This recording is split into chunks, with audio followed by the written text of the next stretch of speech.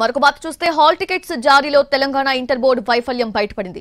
Fee చెల్లించినా hall tickets ఇవ్వలేదు. అయితే hall tickets రాకున్నా పరీక్షకు అనుమతించాలని ఇంటర్ బోర్డు ఆదేశించింది.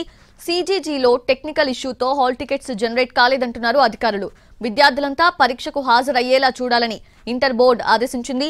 హాల్ టికెట్స్ లేకుండా హాజరయ్యే విద్యార్థుల జాబితా 2 రకాలుగా విభజించి పంపాలని తెలిపింది. ఫీజు చెల్లించినప్పటికీ హాల్ టికెట్ సీజీజీ పోర్టల్లో జనరేట్ చేయని వారి లిస్టుతో పాటు ఫీజు చెల్లించని వారి లిస్టును కూడా పంపాలని తెలిపింది.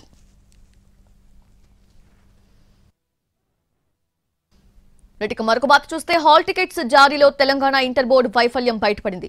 ఫీజు చెల్లించినా హాల్ టికెట్స్ ఇవ్వలేదు. అయితే హాల్ టికెట్స్ రాకున్నా పరీక్షకు అనుమతించాలని ఇంటర్ బోర్డు ఆదేశించింది.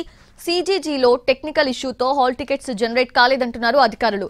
విద్యార్థులంతా పరీక్షకు హాజరయ్యేలా చూడాలని ఇంటర్ బోర్డు ఆదేశించింది. హాల్ టికెట్స్ లేకుండా హాజరయ్యే విద్యార్థుల జాబితా 2 రకాలుగా విభజించి పంపాలని తెలిపింది. ఫీజు చెల్లించినప్పటికీ హాల్ టికెట్ సీజీజీ పోర్టల్లో జనరేట్ చేయని వారి లిస్టుతో పాటు ఫీజు చెల్లించని వారి లిస్టును కూడా పంపాలని తెలిపింది.